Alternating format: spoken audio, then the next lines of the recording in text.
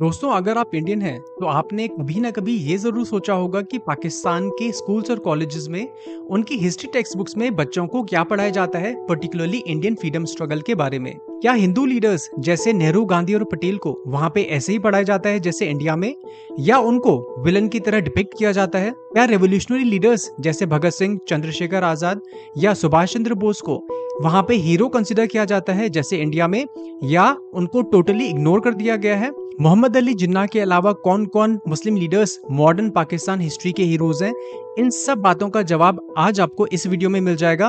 और वीडियो के एंड तक आपको ये भी समझ में आ जाएगा दोस्तों कि क्यों पाकिस्तान के लोगों में इंडिया और पर्टिकुलरली हिंदूज के खिलाफ कूट कूट कर जहर भरा हुआ है।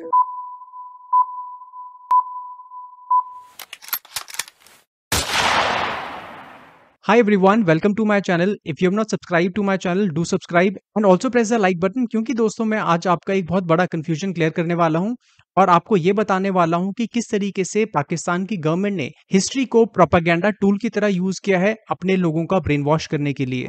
दोस्तों, अगर आपको किसी कॉम का एटीट्यूड, माइंडसेट या आइडेंटिटी चेंज करनी हो, आपको कुछ करने की जरूरत नहीं है। सबसे पहले उनकी हिस्ट्री टेक्स्ट बुक्स में जो लिखा हुआ है उसको चेंज कर दीजिए और लोग अपने आप खुद ही चेंज हो जाएंगे। दुनिया के सारे कंट्रीज में अगर ये काम सबसे अच्छे तरीके से किसी कंट्री ने किया है तो वो है पाकिस्तान। इस तरीके से पाकिस्तान ने अपने लोगों को गलत हिस्ट्री पढ़ाकर, डिस्टॉर्टेड हिस्ट्री पढ़ाकर लोगों का ब्रेन वॉश किया है। इंडिया के खिलाफ भड़काना, हिंदूज के खिलाफ भड़काना, अपनी आइडेंटिटी को चेंज करना, वो सब चीजें आज मैं आपको इस वीडियो में बताने वाला हूं। दोस्तों, पाकिस्तान के मॉडर्न हिस्ट्री टेक्स्ट बुक्स में क्या लिखा हुआ है उसको डिस्कस करने से पहले थोड़ा सा मैं आपको पाकिस्तान के एजुकेशनल स्ट्रक्चर के बारे में बता देता हूं। तो दोस्तों, पाकिस्तान में जिस तरीके से इंडिया में सीबीएसई है, उसी तरीके से एक सेंट्रल बॉडी है जिसका नाम है FBISE, federal board of intermediate and secondary education. तो सेंट्रल लेवल पे बहुत सारे स्कूल्स को एडमिनिस्टर करता है। FBISE के अलावा प्रोविंशियल लेवल पे अपने अपने बोर्ड्स हैं। जिस तरीके से इंडिया में हर एक स्टेट का अपना एक एजुकेशनल बोर्ड है, उसी तरीके से पाकिस्तान के भी 5 स्टेट बोर्ड्स हैं। पंजाब का अलग, सिंध का अलग, खैबर पख्तूनख्वा का अलग, बलूचिस्तान का अलग और आजाद कश्मीर का अलग। तो इस तरीके से 5 वहां पे एजुकेशनल बोर्ड्स हैं प्रोविंशियल लेवल पे, जिनको अपनी ऑटोनॉमी हासिल है रीजनल पर्सपेक्टिव से टेक्स्ट बुक्स लिखने की। लेकिन दोस्तों, चाहे FBISE जो सेंट्रल लेवल बोर्ड है या प्रोविंशियल लेवल के जितने भी बोर्ड्स हैं, उन सबको एक नेशनल करिकुलम फ्रेमवर्क जो मिनिस्ट्री ऑफ फेडरल एजुकेशन है उसने सेटअप किया है। उस करिकुलम फ्रेमवर्क के हिसाब से इनको अपनी टेक्स्ट बुक्स लिखनी पड़ती हैं। थोड़ा बहुत डिविएशन चलता है, बट बाय एंड लार्ज जो फ्रेमवर्क है उसके हिसाब से इन सब बोर्ड्स को एडहेयर करना पड़ता है। और इनमें से एक board, that is Punjab provincial board, इनकी हिस्ट्री टेक्स्ट बुक्स के थ्रू मैं आपको एग्जांपल्स देने वाला हूं कि किस तरीके से पाकिस्तान की हिस्ट्री को डिस्टॉर्ट किया गया है। यहाँ पे दोस्तों मैंने पंजाब का एग्जांपल इसलिए लिया क्योंकि Punjab is the most dominant state in Pakistan. चाहे मिलिट्री हो, पॉलिटिक्स हो, इकोनॉमी हो, पंजाब हर चीज में डोमिनेट करता है, to the extent that more than 50% of Pakistan population is comprised by the population of Punjab only. बात करते हैं दोस्तों कि पाकिस्तान की मॉडर्न हिस्ट्री टेक्स्ट बुक्स में क्या लिखा हुआ है। तो सबसे पहले दोस्तों, पाकिस्तान की हिस्ट्री टेक्स्ट बुक्स रिलीजन के नाम से, अल्लाह के नाम से स्टार्ट होती हैं। You can see the cover page of this book, जो 9th स्टैंडर्ड की एक बुक है। सबसे पहले लिखा हुआ है in the name of Allah, the most compassionate, the most merciful. तो आपको इतना तो समझ में आ गया होगा कि किस डायरेक्शन में इनकी एजुकेशन है। सेक्युलर एजुकेशन तो बिल्कुल नहीं है। उसके बाद दोस्तों, फर्स्ट पेज में जो कॉन्टेंट्स है, यहाँ पे सबसे पहला चैप्टर है ideological basis of Pakistan.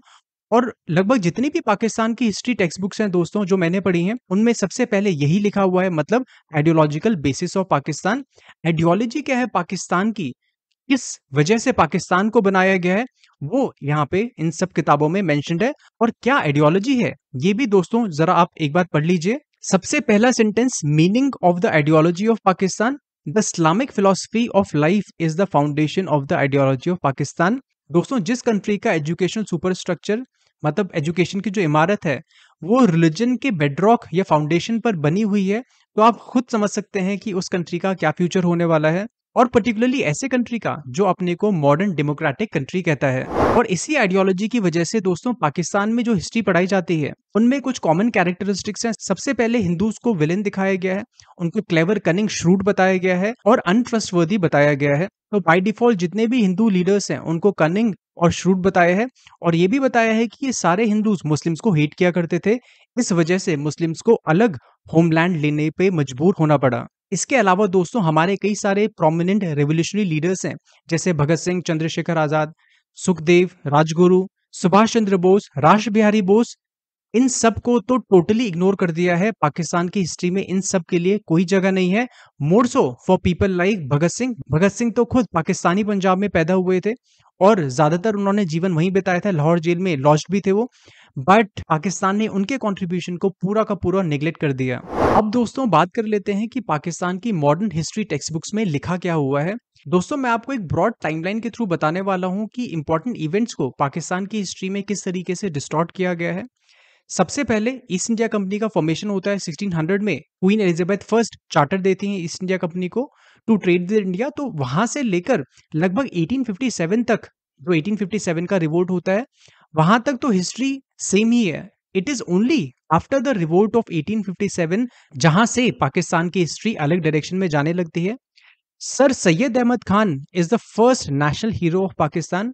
Sir Syed Ahmed Khan के बारे में आपने जरूर पढ़ा होगा।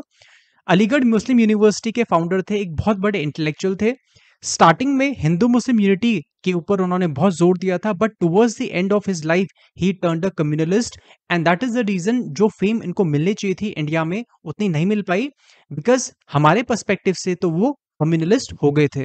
तो पाकिस्तान में इनको बहुत बड़ा हीरो माना है और टू नेशन थ्योरी का कॉन्सेप्ट देने के लिए इनको ग्लोरीफाई किया गया है। इसके बाद दोस्तों जो अगला इंपॉर्टेंट इवेंट आता है पाकिस्तान की हिस्ट्री में, that is 1905 partition of Bengal. आपने सुना होगा partition of Bengal Lord Curzon ने किया था 1905 में, और उसकी वजह से स्वदेशियन बॉयकॉट मूवमेंट स्टार्ट किया। बंगाल में हमारे जितने भी नेशनलिस्ट लीडर्स हैं उन्होंने उस पार्टीशन के खिलाफ स्वदेशियन बॉयकॉट मूवमेंट को चलाया था। लेकिन दोस्तों पाकिस्तान की हिस्ट्री टेक्स्ट बुक्स में स्वदेशी और बॉयकॉट मूवमेंट के खिलाफ सख्त गुस्सा दिखता है। आप ये दो लाइन पढ़िए पाकिस्तान के पंजाब बोर्ड की हिस्ट्री टेक्स्ट बुक से। Muslims of India were very happy over the partition as there was possibility of development of Muslims, therefore Muslims refused to participate in Swadeshi movement. Hindus compelled Muslims to join the movement by playing different tactics.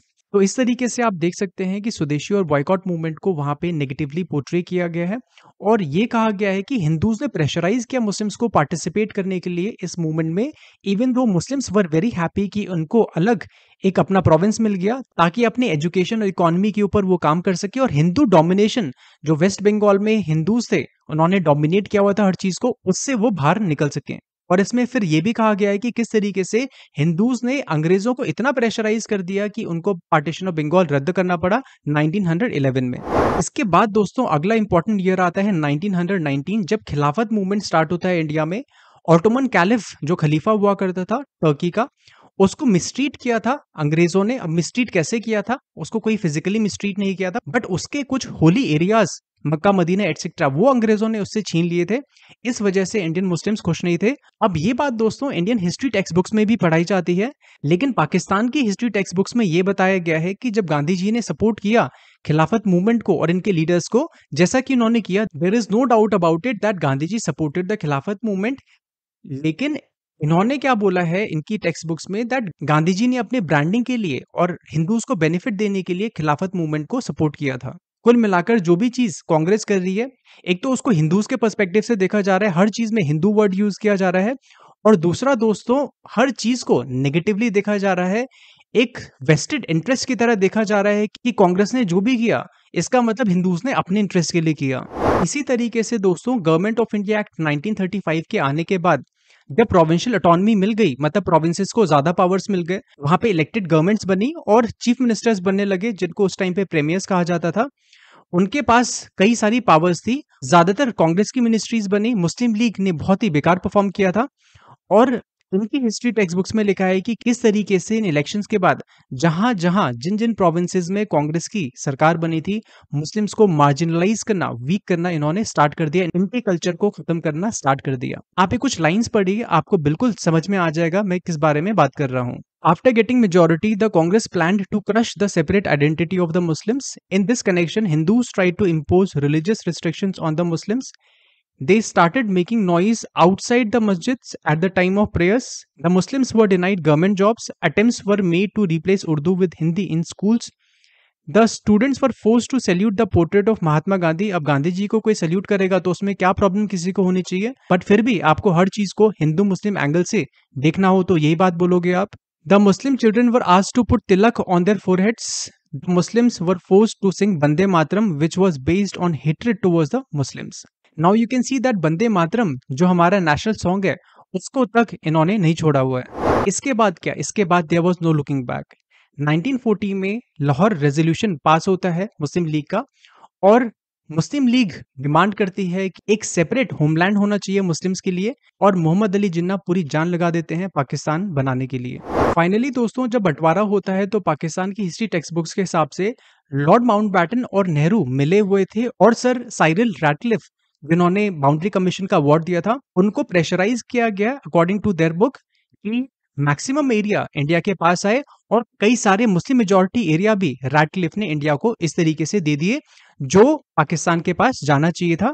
मतलब कुल मिला के पाकिस्तान के साथ बंटवारे में भी discrimination हुआ है। और जो दंगे हुए 1947 से पहले भी दंगे चल रहे थे आपको पता है, लेकिन 1947 के बाद मतलब 15 अगस्त के बाद जब लोगों को पता ही नहीं चला कि वो इंडिया में है पाकिस्तान में, तो और ज्यादा दंगे भड़क गए। पाकिस्तान की बुक्स में तो ये भी लिखा हुआ है कि इन दंगों के लिए हिंदू जिम्मेदार थे, मतलब हिंदू दंगा कर रहे थे मुस्लिम्स के खिलाफ। आप ये लाइन पढ़िए इनकी टेक्स्ट बुक से, after the establishment of Pakistan Hindu Muslim riots had become common due to the hatred of Hindus towards the Muslims in India. मतलब हिंदूज ही राइट्स कर रहे हैं, मुस्लिम्स तो कुछ भी नहीं कर रहे। दोस्तों यहाँ पे बात ये नहीं है कि कौन दंगा कर रहा है कौन दंगा नहीं कर रहा, बात तो ये है कि एक इंडियन दूसरे इंडियन का कत्लेआम कर रहा है। हिंदूज भी हिंदू डोमिनेटेड एरियाज में मुस्लिम्स को परसिक्यूट कर रहे हैं, और मुस्लिम्स भी पाकिस्तानी पंजाब में हिंदूज और सिखों का कत्लेआम कर रहे हैं। The same thing was repeated in Bengal also. So you can see that कितना बाइस हिस्ट्री है, कितना जहर उगला गया है हिंदुओं के खिलाफ। जहां पे कांग्रेस वर्ड यूज करना चाहिए था सिर्फ हिंदू वर्ड यूज किया जा रहा है, और ऐसा लग रहा है कि सारे की सारी प्रॉब्लम की जड़ सिर्फ हिंदू ही है, बाकी दूसरा तो कोई फैक्टर ही इसमें नहीं है। That was all for the day. I will see you in the next video. Till then, take care. Goodbye. Jai Hind.